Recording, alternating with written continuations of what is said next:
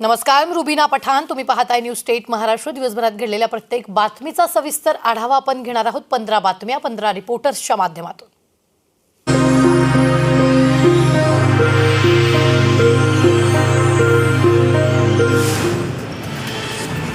महाराष्ट्र नवनिर्माण सेनेचे अध्यक्ष राज ठाकरे पुन्हा एकदा टोल प्रश्न गाजवणार असल्याचं चित्र पाहायला मिळत आहे.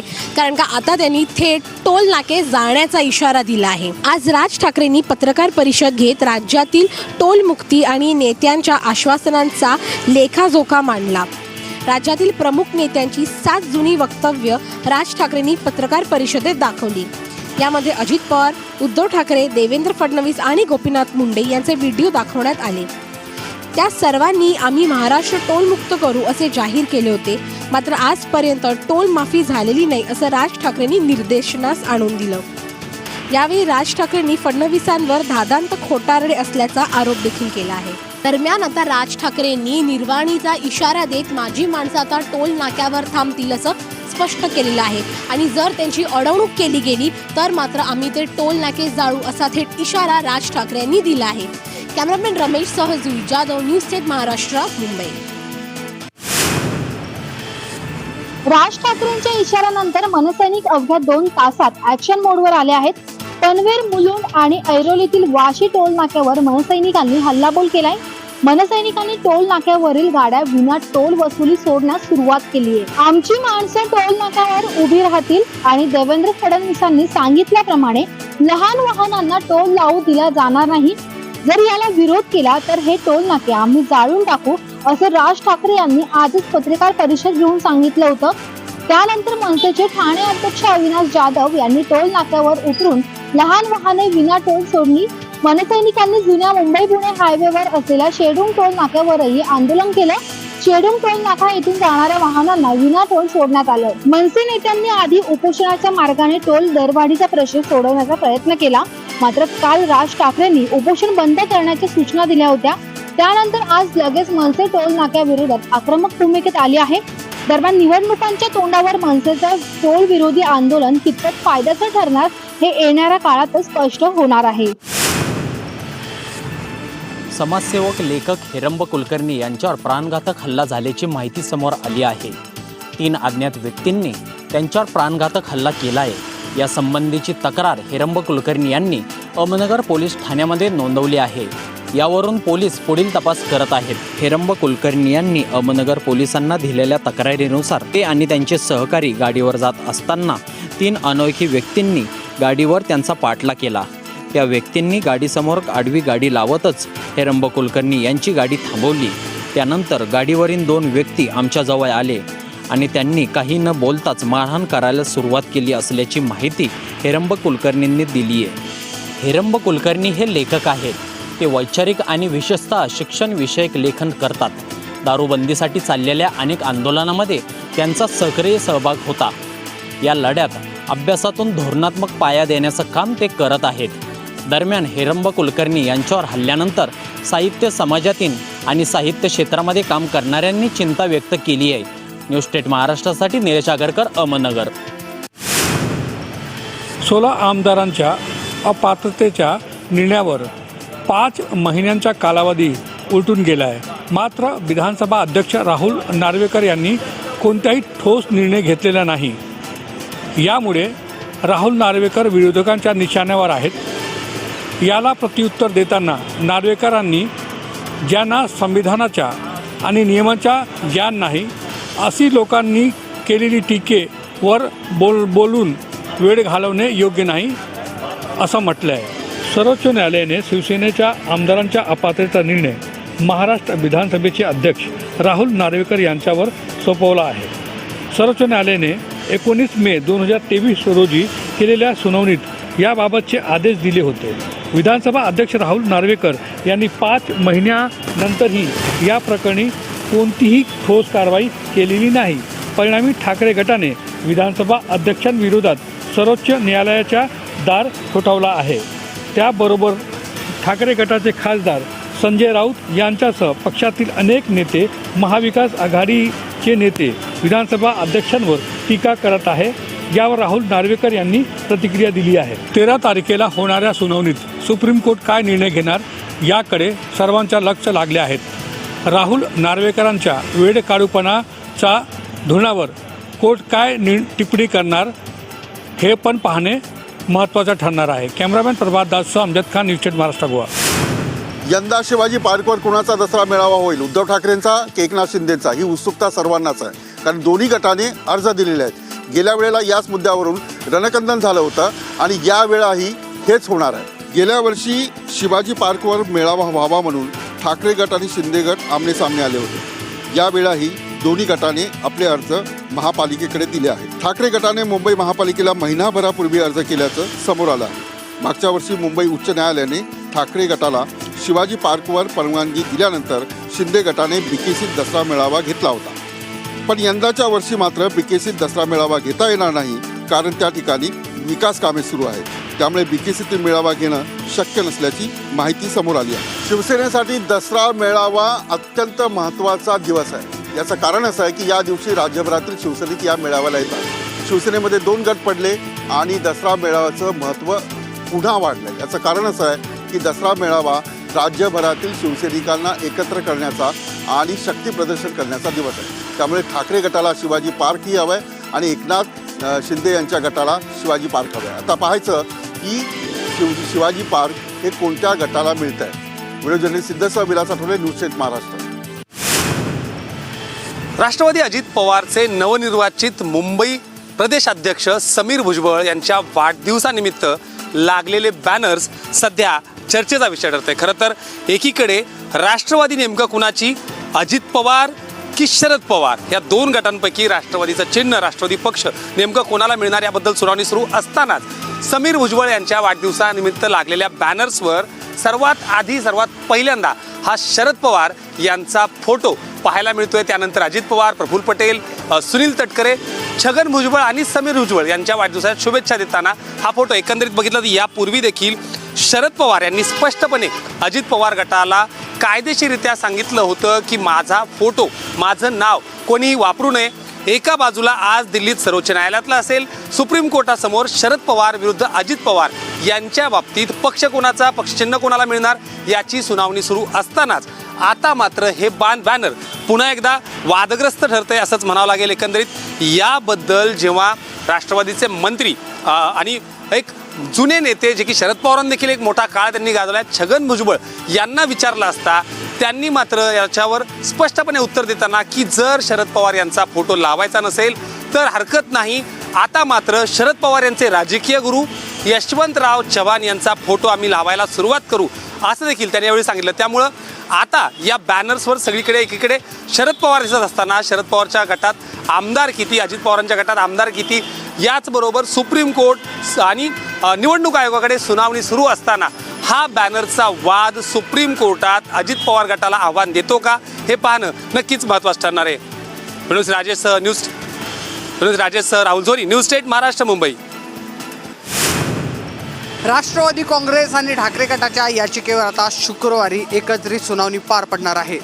आज सर्वोच्च न्यायालयात सुनावणी झाली. राष्ट्रवादी काँग्रेस पक्षाच्या या सुनावणीमध्ये पुढची तारीख जी आहे ती देण्यात आलेली आहे. एकंदरीत जर पाहायला गेलं तर शिवसेनेच्या पक्षांतर्गतील अपात्रतेबाबतची जी सुनावणी पार पडत होती ते सुनावणी 3 नोव्हेंबरला होणार होती. मात्र आता ही सुनावणी देखील एकाच दिवशी म्हणजे शिवसेनेची आणि राष्ट्रवादी सुनावणी एकत्रित शुक्रवारी पार पडणार आहे.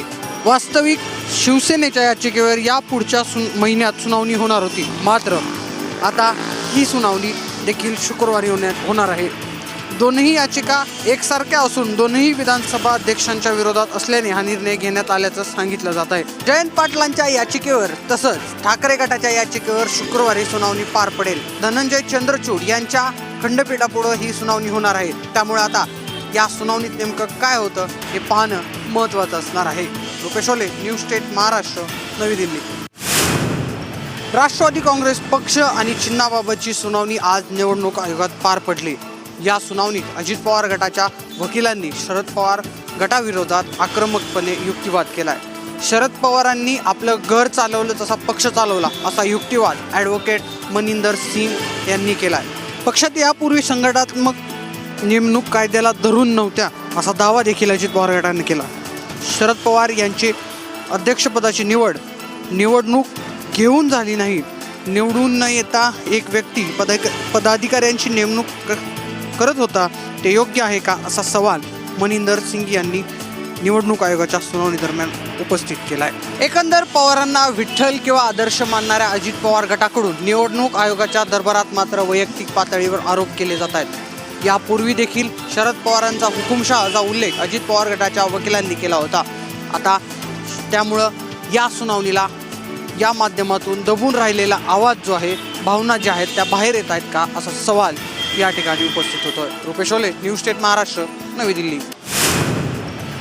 शिवसेना ठाकरे गटाकडून करण्यात आलेल्या 16 आमदारांच्या अपात्रतेबद्दल विधानसभा अध्यक्ष राहुल नार्वेकर यांनी 5 महिने उलटून गेल्यानंतरही कोणताही ठोस निर्णय घेतलेला नाही. याबद्दलची सुनावणी अद्याप सुरू असून याबद्दल जेवढा कायदेशीररित्या वेळ लागेल त्यानुसार आपण कारवाई करू असं राहुल नार्वेकर यांनी वारंवार सांगितलंय. मात्र याच संदर्भात 11 तारखेला झालेल्या सुनावणी दरम्यान सुप्रीम कोर्टानं याबद्दल एक कार्यक्रम किंवा एक वेळापत्रक दाखल करण्याचे आदेश विधानसभा अध्यक्ष राहुल नार्वेकर यांना दिले होते. यानंतर आता देखील अद्याप ही कारवाई होताना दिसत नसताना आता उद्धव ठाकरे गटानं सुप्रीम कोर्टात परत एकदा विधानसभा अध्यक्ष राहुल नार्वेकर यांच्या विरोधात धाव घेतली आहे. या संदर्भात येत्या 13 तारखेला निर्णय अपेक्षित असून आता तरी विधानसभा अध्यक्ष लवकरात लवकर याबद्दल निर्णय घेतील का हे पाहणं अत्यंत महत्त्वाचं आहे. मात्र या सगळ्या दरम्यान विधानसभा अध्यक्षांवर विरोधकांकडून, खास करून ठाकरे गटाच्या नेत्यांकडून वारंवार टार्गेट केलं जात असल्याचं, यानंतर या सगळ्या बोलण्याचा आपल्यावर कोणताही परिणाम होणार नाही. राजकीय आरोप प्रत्यारोपांबद्दल मी बोलणार नाही. मात्र कायदेशीर कारवाई करण्यासाठी जेवढा वेळ लागेल, जेवढी कार्यपद्धती आहे त्यानुसार तेवढा वेळ घेतला जाईल आणि योग्य त्यावेळी आपण आपला निर्णय जाहीर करू असं देखील राहुल नार्वेकर यांनी सांगितलंय. त्यामुळे 13 तारखेला सुप्रीम कोर्टात नेमकी काय सुनावणी होते आणि त्यानंतर सुप्रीम कोर्टाकडून देखील विधानसभा अध्यक्षांना काही तात्काळ आदेश दिले जात आहेत का हे पाहणं नक्कीच महत्त्वाचं ठरणार आहे. राजेश राहुल झोरी, न्यूज स्टेट महाराष्ट्र, मुंबई. मुंबई उच्च न्यायालयानं राष्ट्रवादीचे नेते एकनाथ खडसे यांना दणका दिला. भोसरी जमीन प्रकरणामध्ये NCBनं गुन्हा नोंद केला, ती याचिका फेटाळण्यात आली. मुंबई कोर्टात आज एकनाथ खडसे यांनी दाखल केलेल्या याचिकेवर सुनावणी पार पडली. या याचिकेत NCBनं दाखल केलेला गुन्हा रद्द करण्याची मागणी करण्यात आली होती. या प्रकरणी हायकोर्टाने एकनाथ खडसे कठोर कारवाईपासून आजपर्यंत दिलासा दिला होता. मात्र आज गुन्हा रद्द करण्याच्या मागणीवर फेटाळण्यात आला. मुंबई उच्च न्यायालयाच्या या निर्णयामुळे एकनाथ खडसे यांच्या अडचणीमध्ये वाढ होते. यामध्ये एकनाथ खडसे यांची पत्नी, त्याचबरोबर जावई आणि इतर आरोपी यामध्ये आहेत. नेमकं आता NCB पुढील कारवाई काय करते हे पाहणं तितकंच महत्त्वाचं राहील. कॅमेरामॅन स्वप्नीलसह सुमेश साळवे, न्यूज स्टेट महाराष्ट्र, मुंबई. आज भारतीय निवडणूक आयोगानं 5 राज्याच्या निवडणुकीची तारीख जारी केली. 5 राज्यामध्ये विधानसभेची निवडणुकी लागणार आहे.